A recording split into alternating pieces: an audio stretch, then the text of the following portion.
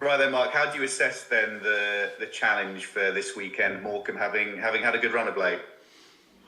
Yeah, I think 3 wins in 3 is obviously excellent. It's what we're chasing really. We need results firstly, and then consecutive ones is going to be really important for us. So they'll take some fair confidence from the run of results that they've had, albeit all home games, but they'll certainly be buoyed by the results that they've had, and that will probably make them a confident team when they come here this weekend. They'll look like they'll probably have that spring in their step and be ready to come and attack us. But in the end, we've probably got to go and hit the same level that we hit in the early stages of the Bristol game, because we know that was a really good level, and we're fighting for results ourselves. And the sooner we can get them, the better, and the sooner we can put results together will be really important for us. So we're looking forward to the game. It's been a bit of a challenging week with the conditions. I spoke to quite a few managers yesterday up and down the country that are struggling with the rain a little bit this week, but we'll make the best of it and get ourselves ready for what should be a quite exciting game, hopefully. Yeah, it's always fascinating, isn't it, in football with confidence, that you would think Morecambe will have a bit of it from their 3 wins, but it's amazing how quickly things can change, even a period within a game, how the balance moves around. Yeah, I think momentum is a big thing, and it can shift very, very quickly in very small moments, and it can play its part, sure. It can come back very quickly if you win games, and it can disappear very quickly as well. But what you get the chance to do when every game completes is reset and get ready to go again, and we've had to do that a lot recently. It's been a big challenge for us, and we've got that challenge again this week going into the game. So I'm looking forward to seeing how we respond. How useful is it for them that they've been playing sides around them, so they've got the feel, if you like, of perhaps this sort of match?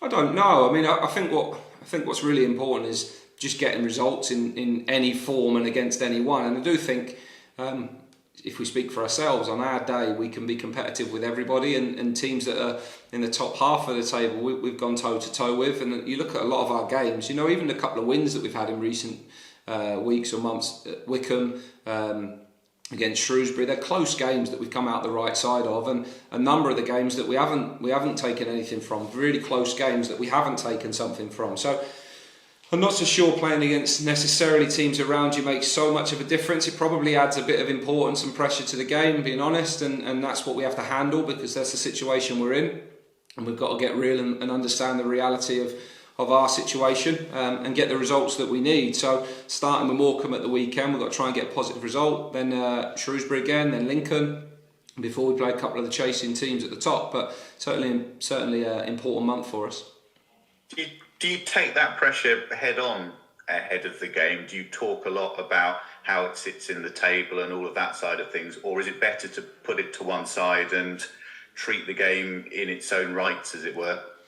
Well, I think you always treat the game as if it's its own game, because you can't carry the weight or the burden of the previous games. But you also have to understand the reality of our position, our run, and the situation we find ourselves in. We can't hide from that. We've got to win games. We've got to win more of them. We've got to take points from more games than we have. So that's the truth of it. You can't hide from that. But you also can't burden yourself going on the pitch frightened of that either. You need to go and play with a real freedom. And I think a couple of the big strengths of us is you could come to the training ground, you could spend some time with us, a new player would come in, you wouldn't necessarily pick up the signs of a team that's had the run we've had, and even game after game we can go and hit a real high level like last weekend that isn't always possible in teams that have had tough runs. So I think that's testament to the environment and the quality and the character of the team. But also you have to face the reality that we haven't got enough points and we haven't won enough games. So that in the end, we can't be soft about it. We've got to understand that's the situation and go and take the games on and know that we need more results than we've had. Let's talk about the injury list with Steve Seddon. What's the latest on him? Yeah, he fractured cheekbone, fractured eye socket. So the worst possible start for him, obviously, in the first half. I'll keep him out for some time. Had an operation yesterday which took 6.5 hours. So yeah, a big one. We may see him at the weekend. He might pop in, but he's going to be in hospital for a couple of days while they keep a check on him. And then at some point he'll return with us to training and games in the coming weeks, probably masked up.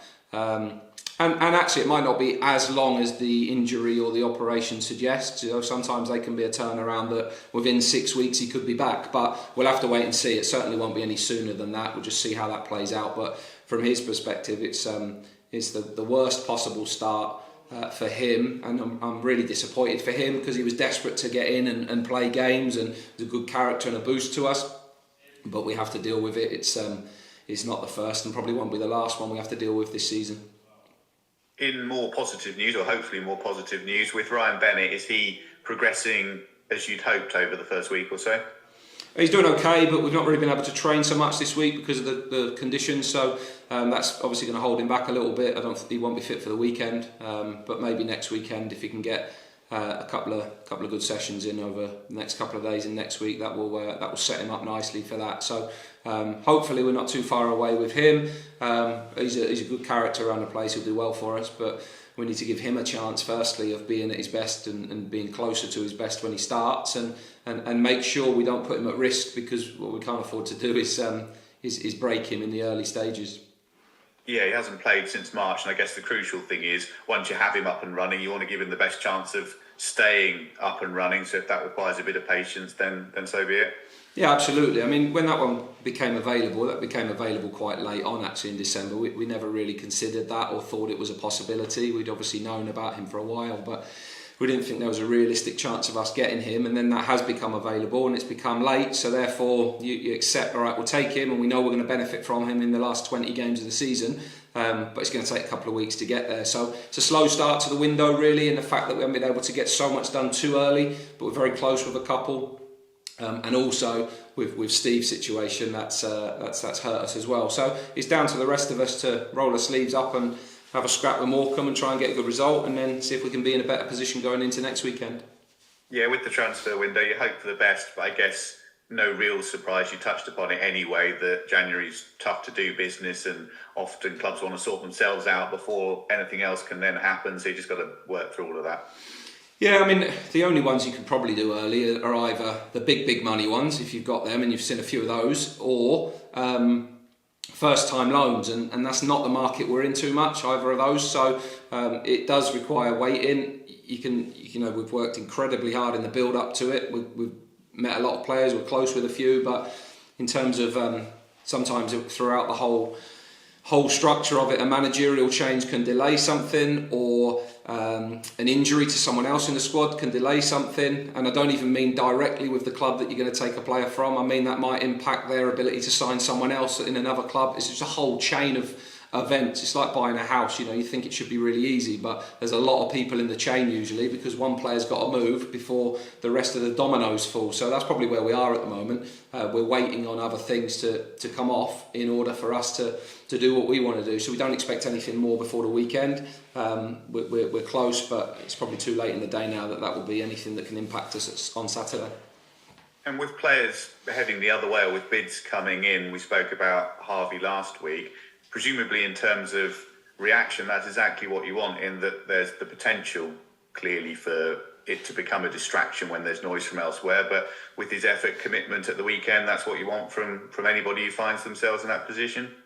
Oh yeah, that's not in doubt. Our boys know they're here till the end of the season. We told them that they're not even knocking on the door saying they don't want to be. They're completely committed to helping us and fulfilling their commitments with us. So that hasn't changed since the summer really. That's just exactly the same situation now. We've got 21 games left. We won't see anyone leave us that we think can impact the starting team and help us in the situation that we're in. So yeah, we certainly envisage that being the case for the remainder of this month, firstly, but also players' mentality and attitude over the coming weeks and months will be really important. And we've got a group that are really committed to try and help us, and it hasn't always reflected in performances or certainly results, but we keep coming back, and that's a real sign of resilience. We'll keep scrapping away, and we're confident that we can turn that round. Cool, that's great for me. Mark, just on that point, was that something that you spoke to the players about in the summer then, to essentially say that they wouldn't be leaving in January, wait until the end of the season essentially? Yeah, I mean, you can't say never, because if someone bids £1 million for someone, that's a different kettle of fish. But where we are at the moment, the amounts of money, whilst significant, we're talking six-figure bids that the owners have constantly batted away in the summer and in January. There's zero doubt that the commitment to keep the squad together and stay strong is important. We also know that in the attacking positions, whilst we might have struggled for a bit of craft and at times goals in recent months, if we made our attacking players available, every single one of them would have multiple options. So the world will talk about what you've got to go and sign, but actually keeping good players is really important, and then getting the best out of them is the next thing. So that's our sort of mindset really, and the players understand that and know that and have bought in completely to what we're doing. We want to make the squad stronger, not weaker. Why was that the decision that you took? Because obviously it could be appealing, the money that you could get in January as opposed to losing players on a free. Yeah, I mean it depends, doesn't it? The consequences of that money is small in the big picture really. Whilst it can be a nice amount of money, if you can't replace them, or you can't get better quality in, we can't get weaker. We need to be a strong team in the second half of the season. So that's my point. I'll always back the course of don't get weaker, get stronger, because that's my job. In the end, it comes down to the owners' decision of, do they think economically it's impossible to say no to, or can we swallow the fact that, all right, we might lose out in the summer. We've done it before with a few. The ideal world is you sell players when they've got real value and time in their contracts. But in our current situation, we almost can't afford to do those contract deals and allow good players to leave us. So I think the overall message is that we want to be a stronger team, not a weaker one. And therefore keeping hold of the better players and those assets is really important. I think the good thing is, over multiple years now, whether we've sold those players or players at the end of contracts have moved on to bigger and better things, I think it's just a sign that we're recruiting some good ones and we develop them well, and when you come here you usually improve and do better off the back of it. So I think that's a good thing for us. When we go to recruit players, we can sort of sell that story. You've obviously signed 2 defenders so far in the window. Is it fair to say that the next priority is central midfield? It's fair to say that is one of our options. We're trying to add everywhere really, so it doesn't really matter what the next priority is, it's what we can get done next. So at some point we will definitely add in the midfield area, and that will be over the next 7 to 14 days. I'm sure that we'll be able to do that. We're very close in that situation, so the sooner we can get it done and have someone impacting the squad, that'll be helpful. Do you know how many more signings you'd like to make before the end of the window? No, not really. I mean, it depends on how many players stay fit, get fit, come back. So a little bit dependent on that over the next couple of weeks. So we're very open. We know that the value in the back end of the window can be much greater. We also know that some availability can really open up as the window goes on. So we've obviously done 2 that we're happy with. We're going to be missing one of those for a while. One's not quite ready yet. We've definitely got a couple more ready to go, or hopefully very close. And then we'll see where we are. We're not certainly shutting the door on more than that. We'll do whatever we have to make sure we're stronger. Injury-wise, are you pretty much in the same place as you were, at the end of Saturday? Yeah, that's right. There's been 1 or 2 ill actually this week, so we hope that they'll be able to turn themselves around, ready for tomorrow, Saturday. But injury-wise, we're in the same sort of situation, obviously without Steve Seddon.